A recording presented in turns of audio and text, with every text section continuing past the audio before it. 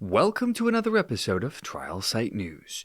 On today's show, we're going to be discussing the Canada Citizen Inquiry, which is set to target the COVID-19 response from the Canadian government.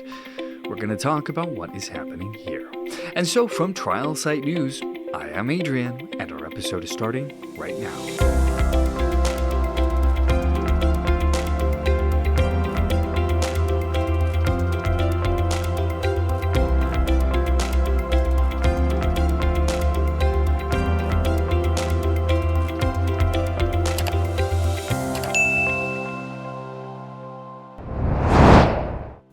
So, the National Citizens Inquiry, or the NCI, is a citizen-led inquiry into Canada's response to COVID-19, and they are finalizing their plans to hold hearings across the country. So far, they have 2 of 5 commissioners now in place. The inquiry has booked its first 2 events in Atlantic Canada and Central Canada. Across the country, the advocacy group is reporting observing more and more clear signals that Canadians are not only ready to ask the hard questions about how their governments reacted to this pandemic, but also require the answers. There appears to be nationwide concern about the politicization of the vaccine in Canada. For example, another Liberal minister has said the quiet part out loud. Former Finance Minister Bill Morneau joined his one-time colleagues Joel Lightbound, Nathaniel Erskine-Smith, Marcus Pawlowski, John McKay, and Yves Robillard in expressing dismay. They claim that the Trudeau Liberals used vaccine mandates as a political issue, an approach that they said, quote, stigmatizes and divides people. And it doesn't appear to just be the politicians. After 2 years of vaccine distribution, the state broadcaster this week also published one of its first articles chronicling widespread vaccine injuries. The article acknowledged that those suffering from adverse effects also deal with silence and stigma as a result of the overly politicized tone set by Ottawa. We've seen CBC News in recent past report on official numbers of vaccine injured. Although they pointed to the federal website there, pointing out that, quote, evidence indicates that the benefits of COVID-19 vaccines continue to outweigh the risks of the disease. But across Canada, of the 96 million COVID-19 vaccine administered to date, the official numbers of adverse events are 53,611. That's about 6 in every 10,000 vaccinations. Of those 53,000 plus injured, 10,565 adverse events were considered serious in nature, which is an incident of 0.01%. In an attempt to calm the public, spokesperson Adam Bowie in New Brunswick did not provide any information about the nature of the reactions, but instead said that, quote, citizens should be aware that vaccine providers are legally required to report any adverse events in New Brunswick under the Public Health Act, and immunization data is regularly monitored to ensure that any unusual safety trends would be identified quickly. Meanwhile, however, in Ontario, 164 former healthcare workers rallied to let the public know that while the provincial healthcare system buckles under immense pressure and nurses are being shipped to other parts of Canada, there are hundreds of workers that were terminated because of vaccination mandates. And to the surprise of many, they are still not permitted to resume their careers. And then we have Alberta.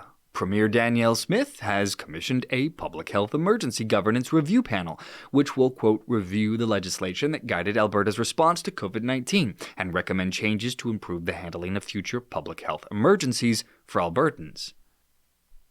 On that note, Preston Manning, the current NCI spokesperson, will be stepping away from his role as spokesperson for the NCI to chair the Alberta review.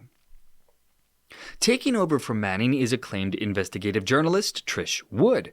Wood worked for 10 years on CBC's Emmy Award-winning Fifth Estate before exposing the heartbreaking stories of Iraq War veterans in What Was Asked of Us, and later pioneered the modern renaissance of true crime storytelling. The NCI touts this experience and suggests it has allowed her to hone the kind of unapologetic critical thinking and investigative skills that she will bring to bear in her new role. And so, the hearing detail plans for the inquiry's in-person hearings, supplemented by virtual participation, are now being finalized. The first hearings will be in Atlantic Canada, Truro, Nova Scotia on March 16th, 17th, and 18th, and in Montreal and Quebec on the 22nd, 23rd, and 24th of March. Additionally, the inquiry has appointed its first 2 commissioners. They are Bernard Massey and Ken Drysdale. Invitations will soon be sent to government officials at all levels across the country. These individuals will be invited to provide their perspectives and reflect on the decisions that were made. Invitations are also extended to experts in the areas of economics, healthcare, mental and physical well-being, constitutional expertise, learning, and any other area significantly affected by pandemic response at any level. The inquiry is also welcoming non-experts with personal stories that will help illuminate any unarticulated and overlooked shortcomings in the government responses. There are many Canadians who feel silenced and stigmatized, and so some will finally be given the chance to publicly speak about their experiences. An example of the Orwellian methods taken by the Canadian government, let's take a look at Christian and Margarita, two immigrants from Mexico. They had come to Canada to start a life and family there. Christian holds a PhD and was a lecturer at a prominent Canadian university. His wife was a program manager for a regional health authority.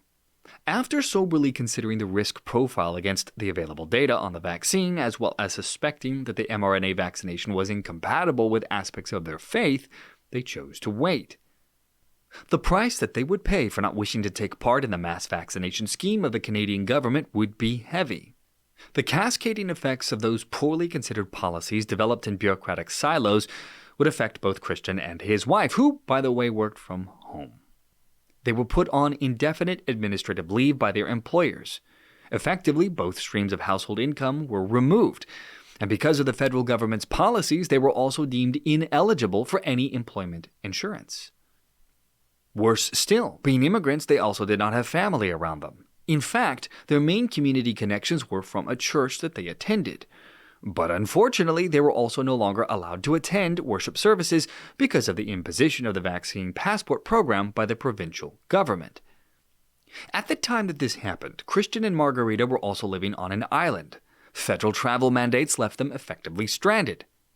And so, in the span of a month, these highly skilled individuals who made Canada their new home lost all income, were disqualified from any social assistance, lost their primary community support system, and could not even get on a plane to leave the country.